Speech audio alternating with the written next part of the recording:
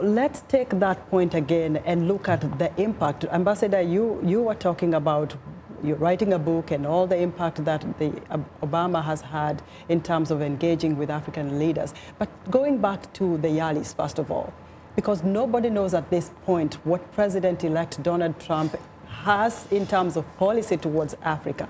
Do you think he will keep the Yali initiative or he will do away with it? And has it really had any impact within the continent of Africa itself, whether he does away with it or he keeps it within the continent itself? What is the impact of Yali, Professor? I think Trump is going to have to keep a lot of these policies. It's hard to cut policies once they've already been funded and there's a constituency for it. It's easy to promise to get away, to do away with it, but once you're in office, it's a lot harder to do that because you have people who work on these projects, and it's actually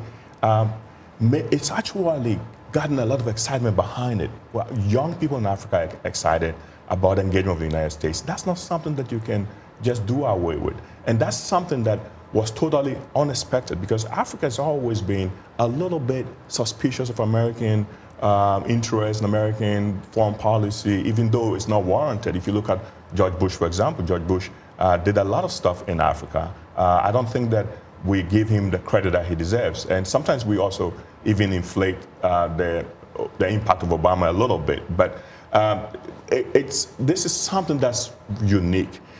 Barack Obama has inspired young people in Africa, and that's very important. That alone is a major, major, major aspect of his legacy.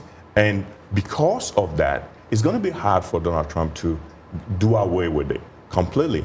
I understand the need for him to deliver what he promises, the people that voted for him. But luckily for us, many of them don't know about Yali. Many of them don't know about Africa. And that's one of my personal disappointment for the Obama project. The fact that throughout the campaign, there was zero mention of Africa. It's an indictment on the administration that has done so much in Africa. You got to shine a light on the things that you do. That Americans have to understand how good things in Africa benefits them. People have to understand. So Barack Obama has done stuff in Africa, but it hasn't found its way into the public discourse of what's important in American foreign policy, and that's part of it.